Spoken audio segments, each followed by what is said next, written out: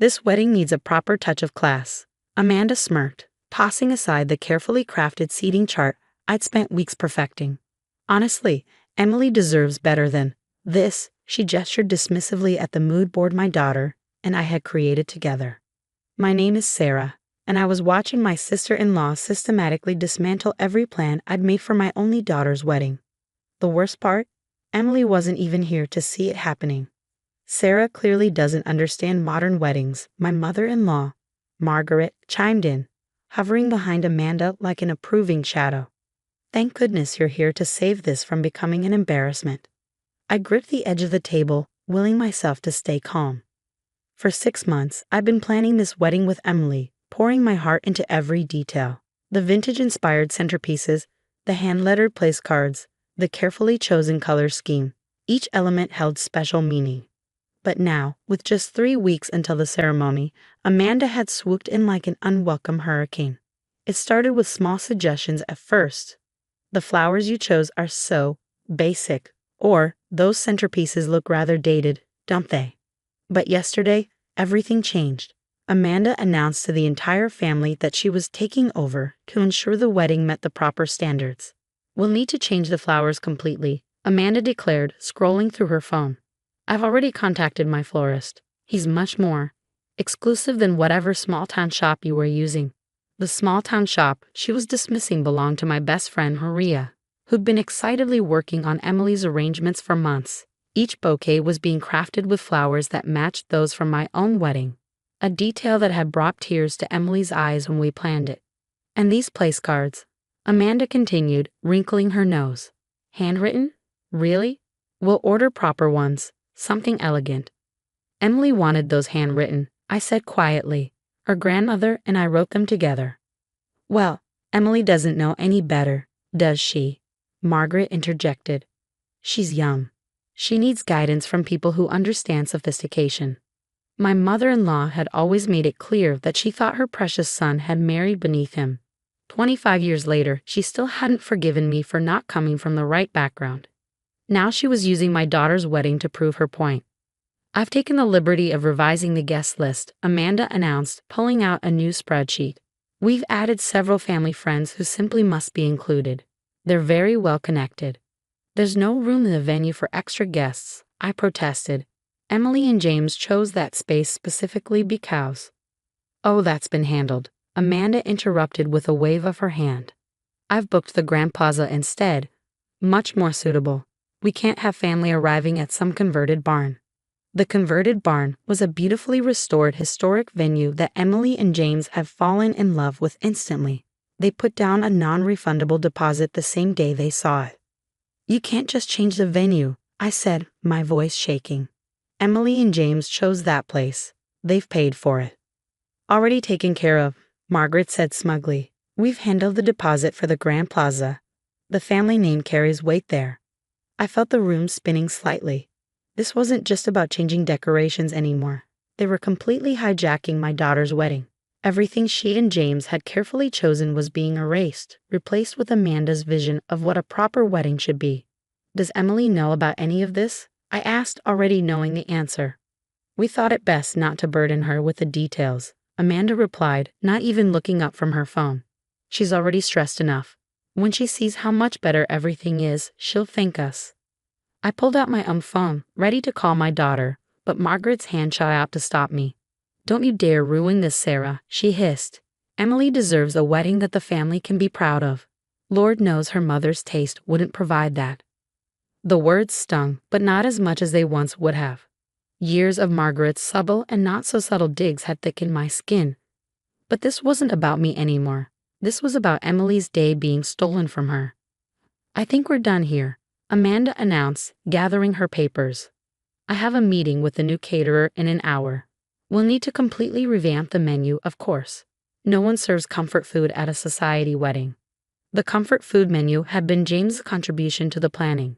He and Emily had chosen dishes that told the story of their relationship, from the pasta he cooked on their first date to the chocolate cake from the bakery where he proposed. As they swept out of the room, leaving chaos in their wake, I sat there feeling numb. But beneath the numbness, something was building, a fierce determination I hadn't felt in years. They thought they'd won, thought they could steamroll over every careful plan, every meaningful choice. But they'd forgotten something important. I wasn't just the mother of the bride. I was the woman who'd raised Emily to stand up for what she believed in, to fight for what mattered. And nothing mattered more than making sure my daughter's wedding day remained true to who she was. I picked up my phone again, this time opening my photos. There, carefully documented, was every original plan, every receipt, every contract. Emily might be away on a pre-wedding trip with James, but she'd be back tomorrow.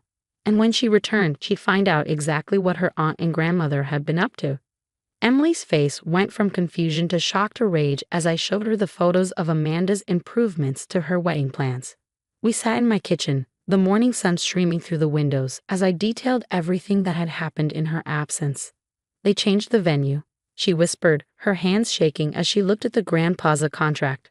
Without even asking me. They think they're doing you a favor, I said gently, pushing a cup of tea toward her. Your aunt seems to believe. I don't care what Aunt Amanda believes. Emily's voice cracked. This is my wedding. Mine and James's. Not some society event for her to show off at. I watched my daughter's eyes fill with tears as she scrolled through more photos. The new flower arrangements, the formal place settings, the elaborate centerpieces that had replaced our handmade ones. Everything that had made the wedding personal, meaningful, was gone. Mom, she said quietly, looking up at me. Why didn't you stop them? The question hit me like a physical blow. I tried, honey, but they. No, she cut me off, her voice stronger now. I mean, really stop them. You're my mom. This is our wedding, the one we planned together. She was right, I protested, but I hadn't truly stood my ground. Years of conditioning by Margaret and Amanda had taught me to back down, to avoid conflict. But seeing the hurt in my daughter's eyes, I knew that had to change. Just then, my phone buzzed. Amanda's name flashed on the screen, along with a text that made my blood boil. Meeting with the new photographer at 2. Don't bother coming, we know what we're doing. Emily read the message over my shoulder, and something in her seemed to snap. That's it, she said, standing up so quickly that her chair scraped against the floor. We're going to the venue. Now? Which one? I asked, already grabbing my keys. Our venue, the real one. The drive to the restored barn venue was quiet, both of us lost in our thoughts. As we pulled up, the owner, Sarah, was outside tending to her flower beds. Her face lit up when she saw us. Emily, Sarah, I was getting worried. Your aunt called yesterday to cancel, but I told her I could only accept cancellation from the contract holders. Emily and I exchanged looks. You didn't cancel? Emily asked. Sarah shook her head. Of course not. The contract is in your names. I've known your mom for years. I wasn't about to let someone else undo all your planning. Relief flooded through me. At least one thing was still under our control. Thank you, Emily said, hugging her impulsively. You have no idea how much that means. Inside the barn, everything was exactly as we'd left it. The vintage chandeliers we'd chosen still hung from the restored beams. The space where our handmade centerpieces would go was waiting. This was the wedding we'd planned. Emily walked to the center of the room, her footsteps echoing in the peaceful space. Mom, she said, turning to face me, I need you to promise me something. Anything, honey. Promise me you won't let them take this away from us. No more being nice. No more backing down to keep the peace. This is our wedding, and we're taking it back. Before I could respond, my phone buzzed again. This time it was Margaret. Amanda's ordered new invitations, much more appropriate than those crafty things you chose. We'll need your guest list redone to include proper social connections. Emily read the message, and her jaw set in a determined line I recognized from my own mirror. Call them, she said. Tell them to meet us here. Now. Are you sure? She nodded. It's time I understood exactly whose wedding this is.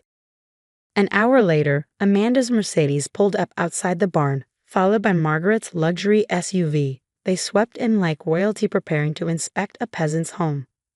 Oh, good you're here, Amanda said, barely glancing at us. We need to document everything that needs to be upgraded before. No, Emily said, her voice ringing through the space. You need to listen. Amanda and Margaret stopped short, clearly unprepared for resistance. This is my wedding, Emily continued, her voice steady. Mine and James's, not yours. Not your social event. Ours. Darling, Margaret started, using her patronizing tone. We're only trying to help. I don't want your help, Emily cut her off. I don't want your grand plaza or your exclusive florist or your society photographer. I want the wedding Mom and I planned. The one that means something to us. But the family name, Amanda began. I don't care about the family name. Emily's voice rose. I care about marrying the man I love in a way that represents us, not your social status. I stepped forward, standing beside my daughter. The venue isn't changing. The flowers aren't changing. Nothing is changing. Sarah, Margaret's voice turned cold. Don't be difficult. You've never understood. No, I interrupted, feeling stronger with every word. You've never understood. This isn't about you. It's about Emily. And if you can't respect that, you don't need to be part of it at all. Amanda's face flushed red. Are you threatening to exclude us from the wedding? No, Emily said calmly. We're setting boundaries. You can either respect them and be part of our celebration, or you can go have your society event somewhere else. But this wedding, it's staying exactly as we planned it. The silence that followed was deafening. Margaret and Amanda stood there, clearly unused to being challenged. But as I looked at my daughter, standing tall and sure in the venue she'd chosen, I knew we'd already won. The next week was a whirlwind of damage control. Emily and I worked tirelessly to restore our original plans, undoing each of Amanda's unwanted improvements. Maria was overjoyed when we reconfirmed her as our florist, throwing in extra flowers at no charge because some things matter more than money. The original photographer, a friend of James's family, was equally relieved to be back on board. But Amanda and Margaret weren't going down without a fight. The family is talking, Margaret announced during an uncomfortable Sunday dinner. Everyone's wondering why Emily is insisting on such a modest celebration. Let them talk, Emily replied, not looking up from her plate. It's not their wedding. The Grand Plaza called 3 times, pressured by Amanda to hold the date despite our cancellation. I finally had to send them our original venue contract to prove we had no intention of changing locations. Then came the guest list drama. The Havershams are devastated about being cut from the list, Amanda said, cornering me after church. And the Whitfields. Do you know how much influence they have in this town? The venue holds 120 people, I reminded her. Emily and James want their actual friends there, not your social connections. But the real explosion came when Emily and I reinstated our original catering menu. Comfort food. Margaret practically shrieked when she found out. At a wedding? What will people think? They'll think it's delicious, Emily said firmly. And meaningful to us. That's what matters. The day before the wedding, I found Emily sitting in our kitchen, looking at old photos. One in particular caught my eye. Emily at age 6, wearing my wedding dress as a makeshift princess gown while I knelt beside her, adjusting the trailing fabric. I remember that day, I said softly. You told me you wanted your wedding to be just like mine. Simple, meaningful, and full of love. She smiled, wiping away a tear. That's exactly what it's going to be. The wedding day dawned bright and clear. The restored barn looked magical, with sunlight streaming through the windows onto our handmade centerpieces. Maria's flowers were perfect, incorporating blooms from both my wedding and Emily's grandmother's garden. Amanda and Margaret arrived early, dressed to the nines, clearly still hoping to put their stamp on things. But when they walked in, they stopped short. The space was transformed, but not in the way they'd imagined. Instead of cold elegance, there was warm, inviting beauty. Instead of formal place cards, there were the ones Emily's grandmother and I had lovingly written. Each table told a story, of family, of love, of traditions that mattered more than social status. Oh, Amanda said softly, and for once she seemed at a loss for words. The ceremony was everything Emily and James had dreamed of. They exchanged vows under a flower arch made from Emily's grandmother's favorite roses.